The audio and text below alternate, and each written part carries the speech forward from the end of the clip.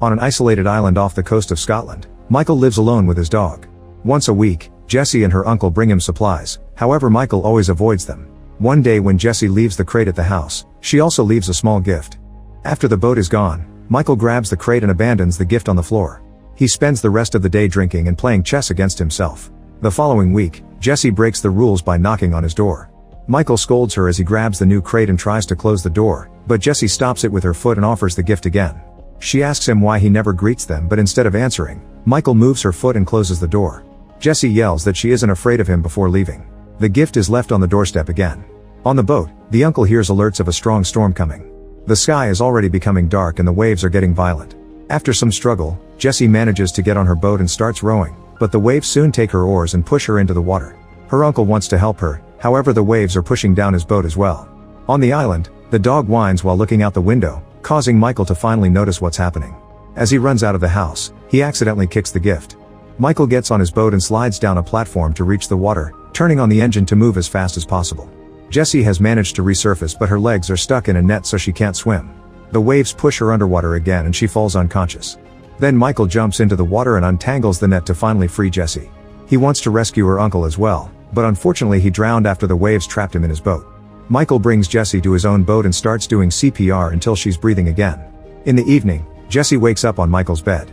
She asks for her uncle, so Michael has to tell her what happened, causing her to cry. Jessie doesn't leave the bed for the rest of the day and Michael sleeps on the couch. The next morning, Michael takes care of Jessie's ankle, which is swollen and covered in cuts from the net. Jessie asks him why he hasn't called the police and wonders if anyone knows she's there, but Michael only tells her to rest. While he gets a drink, Jessie snaps and demands to be taken back to the mainland, saying her family will be looking for her. However, Michael knows she doesn't have a family. Her mother died and she never met her father. After Michael goes outside, Jessie leaves the bed and desperately searches his desk until she finds a knife. She can hear him coming, so she hurries back to the bed and hides the knife under her pillow. That night, Michael is awakened by the noises Jessie is making because of a nightmare. He tries to check on her, but as soon as he touches her arm, she wakes up and threatens him with a knife. Michael tells her it was just a dream and teaches her how to use a knife correctly. As days pass, Michael keeps taking care of Jessie. He carries her to the bathroom, prepares meals, and handles her injuries. Jessie eventually can walk outside and spend some time with the dog, which Michael appreciates. One afternoon, Jessie asks him how he knows her family, so Michael reveals that he and her uncle served together in the Royal Marines. She realizes she doesn't know his name, but Michael refuses to share it. When he tells her that the dog doesn't have a name, Jessie decides to call him Jack. Then Jessie comments on Michael's chess moves, revealing she's a very good player. Michael decides to check on her ankle and notices it's infected, but he refuses to go to a hospital and promises to get what's needed. After Michael leaves on his boat, Jessie looks at his desk and discovers he's made a drawing of her and Jack. When she opens the drawer, she notices that Michael did open the gift after all. It's a snow globe with a lighthouse, like the one on the island. In London, a government committee is chewing out Manafort for illegally using his surveillance program named Thea. This program has tapped into every single phone and camera in the UK to collect and store information. Manafort tries to defend Thea, claiming that it's prevented dozens of attacks and has led to the identification of numerous terrorists. After the hearing, Manafort meets with the Prime Minister to discuss how the fallout of the Thea program is a national embarrassment for the government. The Prime Minister turns off the recording equipment on her desk and proposes a deal. Manafort will be fired in the eyes of the public so the government can pretend to show accountability and his protege Roberta will take over. In return, Manafort will be allowed to hide and run the Thea program in secret. Manafort agrees and the Prime Minister congratulates him on his retirement. In Scotland, Michael goes to the pharmacy and tries to avoid all the cameras while he shops. Then he goes to a clothing store and makes sure to avoid all the cameras again, which means he grabs the closest clothes instead of looking for something fitting. When he leaves, he walks behind some girls taking a selfie. His face is caught on camera and soon the Thea program flags him as a violent terrorist. Manafort's protege Roberta sends an assault team after him. On the island, Michael bandages Jessie's ankle properly and gives her some sweets with the medicine. He also gives her the clothes and surprisingly they fit well. That night, Michael interrupts their dinner when he hears a noise outside. He uses his binoculars to investigate and sees a boat coming to the island. Michael tells Jessie to lock herself up in the bathroom and not to make a single sound until he comes back. She takes a knife before going to the bathroom, and Michael also gets a blade before rushing outside to get things ready. As soldiers get off the boat and begin to approach the house, Michael cuts a rope that throws a huge rock down the hill and activates a net that captures one of the men to drag him underwater. Then Michael turns on very bright lights, blinding the soldiers because they're wearing night vision gear. They immediately take it off and open fire when they see Michael running nearby. Since he manages to run ahead, a soldier decides to chase him up a hill. Michael surprises him from behind by breaking a lantern on the man's head before shooting him with a flare to set him on fire. Soon another soldier makes it to the hill, so Michael throws a rock to create a distraction. Then he stabs the guy and throws him into the ocean. Meanwhile, another soldier bursts into the house and Jack immediately attacks him. After some struggle, the soldier shoots Jack to kill him. Then the man kicks the bathroom door open and easily disarms Jessie before capturing her and taking her away. In the garage, a soldier searches for Michael, who activates another trap that impales the man with a hook. He ties the rope to leave the guy hanging and hides. Soon another soldier arrives and Michael jumps on him to disarm him before fighting him hand to hand. He manages to stab the soldier a couple of times, yet the man keeps on fighting. Michael hits him with an oar to bring him down, then he pushes the oar against his neck to kill him. At that moment Michael hears Jessie's screams. He grabs the dead soldier's gun and opens fire, hitting the kidnapper in the legs to make him fall. With Jessie no longer in the way, Michael shoots the last soldier to death. A closer look reveals that the soldier had been recording, so Michael takes his equipment and tells Jessie to wait for a moment. Then he enters the house and discovers that Jack is dead, so he apologizes to his old companion before grabbing his phone. He calls a mysterious friend to tell him he's on his way with baggage, and after the conversation is done he removes the battery from the phone. Next, Michael and Jessie get on the soldier's boat and leave the island. Soon Roberta realizes her soldiers have been defeated, so she sends out a special agent and tells her team to find out who Jessie is. In the morning, Jessie and Michael make it to Scotland and Jessie notices that Michael is bleeding, but he assures her he's fine. They sneak around town until they find a vehicle they could use, but they'll need the keys. Michael teaches Jessie how to use a gun and asks her to keep guard while he breaks into a house. Inside, Michael searches for the car keys, only to be seen by a boy. Suddenly the house owner appears at the door and points his gun at Michael. However, Jessie surprises him from behind and forces the man to help Michael with his injury. Meanwhile, a technician in Roberta's team has some news. The terrorist profile they saw earlier is fake. It was programmed to pop up whenever a certain face appears on camera. Whoever created this used self-deleting code, but the technician manages to crack it. Now Michael's profile is on the screen and it says he was killed in action. After Robert points out that someone is trying to make them kill their own people, the technician tries to access Michael's mission logs, but the computer says the file doesn't exist. At that moment the computer picks up a 911 call from a boy in Scotland whose father has been captured by a man and a girl. Roberta immediately sends another team out with the agent she called earlier. Meanwhile, Manafort uses his software to keep an eye on everything. He checks the soldiers' recordings and is horrified to discover that Michael is involved. When he hears that Roberta is sending out a certain agent, Manafort contacts the man first, telling him that this is a black kite operation and he must answer only to him. Agent Workman is loyal to Manafort, so he immediately agrees, happy to have him back.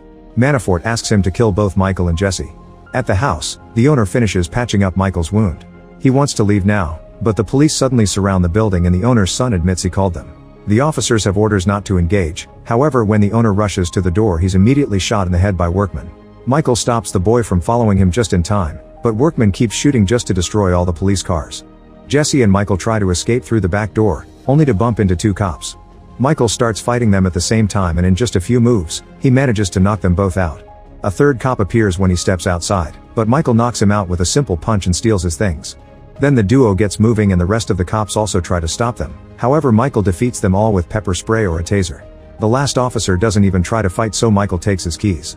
The duo steals a police car and Michael accidentally hits the other vehicles on their way out, but at least they finally escape. Seeing all this on the cameras, Roberta tries to call Workman, however he's turned off his communicators.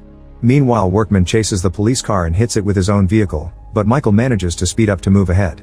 Workman opens fire, which cracks the windows but doesn't hurt anyone. Then he hits the police car a few more times, causing most of the windows to break. The chase continues through the forest, where Michael makes a sudden turn to hopefully lose the enemy. Unfortunately, Workman catches on quickly and follows them again, hitting them a few more times. When Workman opens fire again, Michael dodges the bullets and starts driving a bit more slowly. Once Workman is at the front, Michael hits his car, causing it to flip over. Michael makes sure to push it off the road before he and Jessie leave. A few miles later, they find a construction site and Michael announces they're switching cars. In the woods, Workman is still alive and starts walking down the road, which is suddenly blocked by a police car and a civilian vehicle. Workman quickly shoots down the officer before forcing the civilian to hand him the car. At the office, Roberta calls Manafort to ask him if he knows Michael. Manafort explains that years ago, he ran an off-book program of elite agents called Black Kites. These agents could act in secret without the government keeping an eye on all their missions. Michael was one of the first agents and a true prodigy. One day he was sent to kill a foreign intelligence officer, but instead he falsified his report and disappeared. Manafort thinks Michael joined the enemy and advises Roberta to use all her power to stop him. Afterward, Roberta makes her technician hack into the Black Kite system. She discovers that Michael helped an Iranian scientist defect after he gave them all the information on their nuclear program. His orders had been to kill him, but Michael refused to ignore the deal. While Roberta keeps reading the files, Manafort keeps spying on her through the security cameras. Sometime later, Jesse asks Michael if he has a family, and he says no. He doesn't want a wife and kids because it'd complicate things. Jesse says she'd rather have a complicated situation if it meant having her mom and uncle back. She then pulls out a drawing of Jack, saying he was Michael's family. Eventually the duo reaches the next town and they keep their heads down to avoid security cameras. Unfortunately, there's a car with a dash cam that captures their faces and soon Manafort knows their location. After editing the footage to make the duo disappear, he sends the coordinates to Workman. The duo enters the local church to meet with Michael's old friend Arthur, who drives them to his house in the middle of the forest. While Jesse finds some curious medicine in the kitchen, Arthur tells Michael that he helped build Thea before he left his government position and he still has a copy of the software. When Michael disappeared, Arthur changed his picture for a random civilian, but Manafort replaced it with the terrorist profile. Michael wants Arthur to take care of Jesse while he goes out to fight, but Arthur says he can't. Jesse interrupts them to reveal that Arthur has cancer, which she knows because he's taking the same medicine her mother took before dying. Thinking Michael wants to get rid of her, Jesse apologizes for being a drag and walks away. After Arthur confirms he only has a few months left to live, Michael asks for the location of an old trafficker they knew. Arthur thinks it's a bad idea because the man is very violent, but Michael says he has no other options. When it's time to leave, they hear someone knocking on the door. Workman is behind it and opens fire, so Michael rushes to hide behind the furniture. When Workman enters the room, Michael pushes the shelves on top of him. The men then start fighting, using all the objects in the room as improvised weapons. In the struggle, a gun falls to the floor. Both men are excellent fighters, but after exchanging a bunch of blows, Workman manages to overpower Michael. When he's about to kill him, Jesse points the gun at him and begs him to stop. Workman jumps on her to disarm her and Michael grabs a nail gun to shoot him a few times before running with Jesse. As Workman opens fire again, the duo reunites with Arthur and they leave together in his car. Workman runs after them with more shots, but it's too late. Manafort texts him to ask if the job is done and Workman says no, so Manafort asks his assistant to get the team ready. When the group reaches a town, Arthur gives Michael a phone and leaves. Michael and Jesse continue to drive alone and Jesse asks Michael to take her with him to his next island. However, Michael refuses because he wants her to have a better life. Meanwhile, Roberta learns from her technician that someone has been using Thea behind their backs, so they prepare a trap. In London, Michael lets the cameras see them on purpose. They go to a nightclub and he beats up the bouncer until he lets them pass. Manafort sees their faces on the camera and tries to get their location, but he's immediately blocked. Now Roberta knows he was the one working behind her back. In the club, Michael and Jesse meet with trafficker Kamal. When Michael asks him to provide safe passage for Jesse with a new identity, Kamal wonders why he should obey. Michael points out that all these years, Kamal has only been able to operate because he ratted his competition out to Manafort. However, Manafort is now working illegally in the shadows and will kill everyone in the way. Since Michael let the cameras capture his face, agents will be in the club soon. Kamal has no choice but to help. Moments later, Kamal has the paperwork ready. The boat will leave in 30 minutes, so they need to hurry. The duo tries to leave the club, but they discover that Manafort's team has arrived. Michael attacks one of the men and quickly defeats him to steal his gun, shooting him in the process. Thanks to the loud music, the crowd doesn't notice anything. Then Michael takes a glass from the bar and breaks it before stabbing another agent multiple times. The next enemy is quickly shot down, and this time a few people notice. Jesse and Michael try to take the bathroom corridor, but another agent finds them there and a shootout ensues. After Michael distracts the enemies, he drags Jesse back to the club, where the agents suddenly surround him and start beating him up. Jesse tries to join the fight and a man brings her down, so Michael shoots the guy to save her. The crowd finally panics and runs away. In the chaos, it's difficult for Michael to move and an agent takes the chance to kidnap Jesse. Michael calls Arthur, who gives him directions by following the kidnapper on the security cameras. As Jesse is thrown in the back of a van, Roberta's soldiers also arrive and block the street. Michael still thinks they're enemies and beats up a few of them to open the way and keep running.